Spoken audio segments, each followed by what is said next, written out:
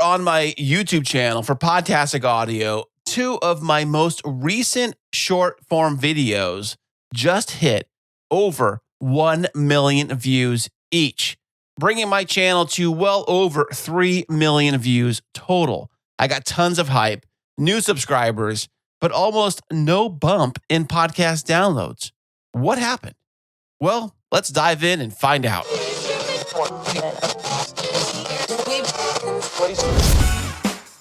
Sound matters. Be heard. Welcome to the podcast where you get exclusive behind-the-scenes tips to make your own show sound truly spectacular. This is Podtastic Audio. Hey, what's happening? How are you doing today? Thank you so much for being here. I truly do mean that. Thank you. I do appreciate you spending your time with me today. And I am Chris, and this is Podtastic Audio. This show right here, I designed it and I created it to help you, yes, you, the indie hobby podcaster, you, make an amazing show for your audience. And one amazing tool to help you make that happen is Riverside.fm. Today's episode is brought to you by Riverside, the platform that I use to make my podcast right here sound crystal clear and look professional every single time. So let's talk about it. Is YouTube actually a podcast platform, or is it just pretending with playlists and fancy labels?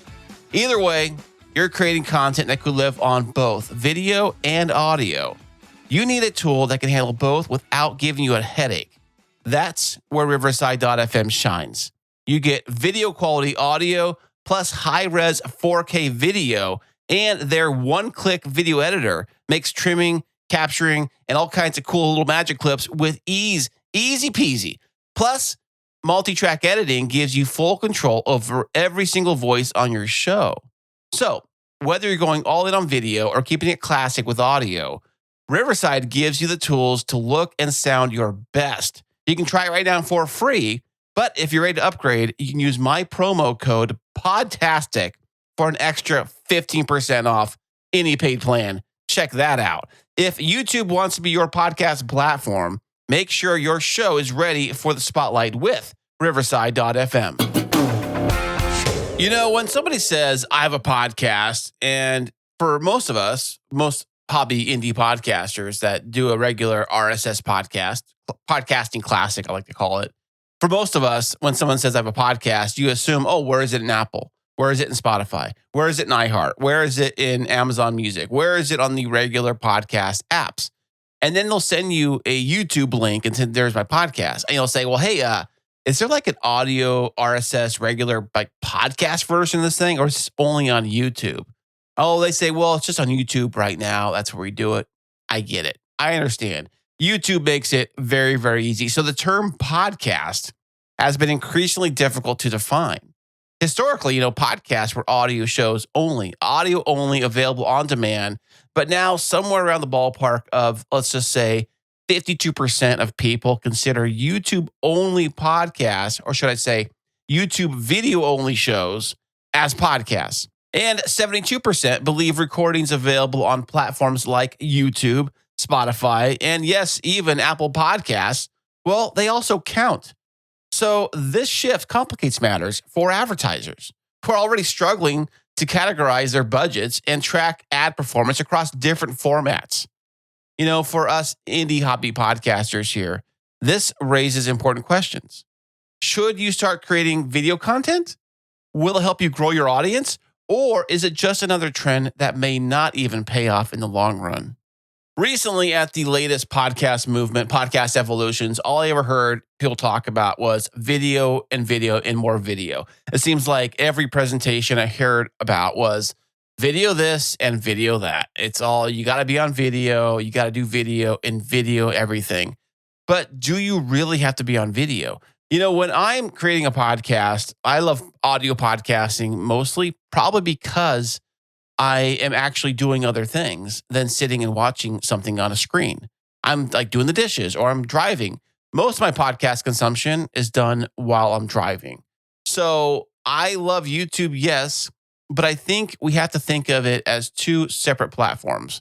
because they are two separate platforms. Things that work on YouTube may never work on an audio podcast, and things that work on audio podcast may never actually work on like a video platform. But hey, listen, you can do your show however you want. If you enjoy making video first podcast content and dumping it onto YouTube because it's free and they give you 4K, 8K. I think do they do 8K on YouTube now? Maybe they do, but I do definitely know 4K is available. I've posted 4K stuff on there. Great. But if you want to do video podcasting and then maybe take the audio side of things and dump it onto a podcast platform, a regular audio host, and do the audio side there, that's great. Just remember that not all of your audience is going to be watching the thing you're saying. So if you're going to be doing the video side of things, just be aware of things like, hey, check out this cool shirt I'm wearing. Oh, look at that thing. Oh, look at your hat, dude. That's so funny. Oh, what's that thing behind you? That looks so cool. Yeah, don't do things like that. Remember, focus on audio first. In other words, describe the thing you're talking about to the audio audience before you say, look at this one cool thing or look at this video or whatever. That's just a little side tangent if you're going to do like the video podcasting stuff. But you may not know this. Well, maybe you do. I don't know. But I have a YouTube channel for Podtastic audio. I've had a few different YouTube channels, not for this show, but I've had ones for my original channel. I started that thing back in, was like 2007, 2006, somewhere around then. I started a YouTube channel over there, like way before Google probably bought it, way back in the day. I had a YouTube channel. I would just post things on there. I like videos, like creating fun videos, just stuff I would share with family and friends, and never even thinking about this being like this mega channel that would explode with millions and millions of views. I think even back then in the early days of YouTube, I don't think like content creator was even like thing people were really thinking about. Maybe blogging was the thing, but I don't know. Anyway, so on my Podtastic audio channel, my YouTube channel, I should say, it's kind of been a mishmash of things that almost like an experiment, like a testing bed or a creative playground. That's probably a better word to say. Yeah, so I've been treating my YouTube channel for Podtastic audio as this creative playground. I upload my podcast episodes, video interviews that I've done with Riverside. They all go right there on my YouTube channel. And recently I've been playing and experimenting with shorts. Those short form videos that are vertical, TikTok style or Instagram Reels style, things like that. So I would take clips, thanks to Riverside, put them in there, and they do the editing right there within Riverside Studio. Give me little magic clips. I put those right on YouTube and other things too. I've really been experimenting with short form video on YouTube, aka the shorts, and they not have all been just my podcast stuff. I do a lot of funny videos, a lot of memes. I love memes. And I was thinking about this the other day. When I'm scrolling, say, Instagram, I'm going through all the reels and things like that. Like, what makes me stop the scroll are like funny videos, like funny things, or, not just so much someone talking, like the ones where it's like the interview style, which are probably the ones most of us podcasters post, which are like the two talking heads doing the back and forth, whether it's on a Riverside or anywhere else.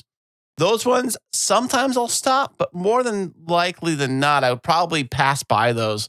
And I love like the memes and the funny stuff. So I started posting a lot of those on my YouTube channel. And what I have noticed, a trend, is that people seem to like those videos more than the podcasting type of videos. And I'm the same way too. Listen, I like those kind of videos too. That's why I post them. That's why I like them. That's why I enjoy those videos. And to my surprise, over the last few weeks, my last two shorts videos that I posted on YouTube, each now have over 1 million views apiece. Yeah. So my channel now, my little podcast channel on YouTube, which basically is mostly audio stuff and a lot of other fun fluff stuff, actually now has over 3.2 million views on my YouTube channel. And you're probably thinking, holy crap, that's a lot of views. What would I do with that many views on my YouTube channel? Over 3 million and counting. By the time this show goes out, it may have 4 million. I don't know. It's climbing every day. Every day I see new numbers. But does it make a difference? Does it do anything for me? Like having all these millions of views on my channel, like does it? I did see a slight bump in subscribers. I'm going to give you that, like a slight bump. Not a ton, but maybe a few hundred new subscribers to my channel. Okay, that's great. That's cool. I get it. Yeah. But I did notice a ton, and I mean a ton of comments on both of those videos. I was getting these email notifications from YouTube saying, oh, new comment, new comment, new comment. I'm talking thousands of them flooding my inbox. Eventually, I had to turn it off because it was too many to keep up with. I go in there and give them a few likes and things like that, but thousands of comments for those 2 YouTube videos I posted. Now you're thinking, that sounds great. That sounds amazing. That obviously must have, increased your downloads of your podcast because it's all connected, right? Right? Well, actually, it didn't. That's the thing. What this experiment taught me is that while video content can increase visibility, it doesn't necessarily convert viewers into podcast listeners. So, what does this mean for us indie hobby podcasters? Well, you can experiment with video. You can use platforms like YouTube, like Instagram, like whatever you want. But specifically speaking about YouTube here, you can test different content formats, shorts, interviews, behind the scenes clips to attract new viewers. And I mean, come on now, who doesn't want 3.5 7 whatever million different views on your YouTube channel? It looks great. It looks like big numbers are always looking great. We love them. But if these big numbers don't do anything for you, then they're just numbers on the screen. That's all they are. So focus on your strengths. If audio is your forte, then continue creating high quality podcast episodes. Video should complement, not replace, your core content. Let me say that again for you in the back. Video should complement your content and not replace it. Because everything starts with good content. Whatever your content is, whatever your show is, it all starts with really good content. And I think the video side of things should really kind of complement the content. Let's just say you are a movie review show, right? There's plenty of those out there. Now, if you're talking about an old movie, say Jaws, for example. Jaws is very popular, came out in like the 70s. Great. So if you're talking about Jaws and you're talking about your favorite scenes of the movie, if you had a video component to that where you were showing clips of Jaws while you were talking about Jaws, that kind of makes sense. It complements what you're talking about. But you do not need to show the clip for us at home listening to understand what you're talking about. So in that scenario, a video clip of the movie would complement the content of your actual podcast. They kind of go hand in hand in that way, but it's not necessary. You don't have to do that. You don't have to do video. Hey, here's another thing you can do. It's very simple. We all can do this. Actually, engage with your audience. What? That's like a no-brainer there, really. Yeah, you can use video to build your community. But remember that meaningful engagement often happens through consistent quality audio content. People come to listen to podcasts because they want companionship. They don't want to be alone. When you're driving, you listen to the radio, you listen to music, and yes, you probably listen to podcasts too. And there's 2 parts to this. One is because, yes, you are going from point A to point B, and that makes a perfect time to listen to an audio podcast. But secondly, when you're in the car by yourself, going on a long trip somewhere, we listen to podcasts for companionship, to have somebody sitting there with us, telling us stuff, talking to us, talking directly to us.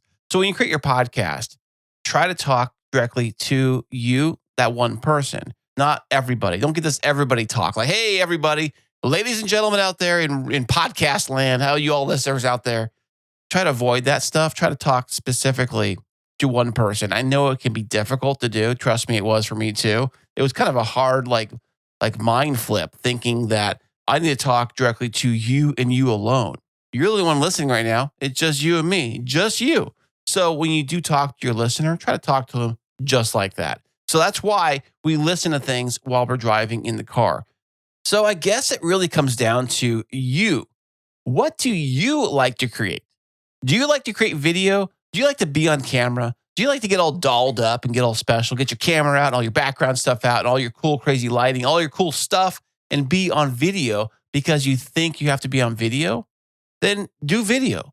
If you love that stuff, go ahead and do it. Now, I'm telling you right now, creating audio is way, way easier than doing a video show. Way, way easier. But hey, You do you. You do what you think is important. But just remember, people that actually like watch things on social media and watch things on YouTube do not always translate into audio podcast listeners. And I know you might see your YouTube channel like mine bump up to millions and millions of views. And you may see that and say, what in the hell am I doing an audio podcast? Obviously, YouTube is the place to be. I mean, look at all those numbers. Look at all those great numbers. YouTube counts numbers like way differently than an audio podcast does. An audio podcast, they really have honed down and really cracked down and tightened things up on the numbers. They may seem smaller. It's because they go through so many different filters to get down to what really is a true, actual listener of your show. YouTube, who knows what YouTube does over there? I think it's like if someone presses play for a second, maybe even not that, on a YouTube short, it counts it as a view. And I think it's like 30 seconds or less on an actual long play video on YouTube to count as a play over there. And if you look at your metrics on your standard video show or video, whatever you're doing on YouTube, you look at the metrics and you see the consumption rate on videos. They are like sad to look at, really are. They are so sad. You look at those, you're like, oh my gosh. So basically, someone's pressing play, and then right after press play, they drop off and they're never to be seen again. Great, I get people to press play, but they're not sticking around. And if nobody sticks around, then what's the point? Just so you can get numbers? Great.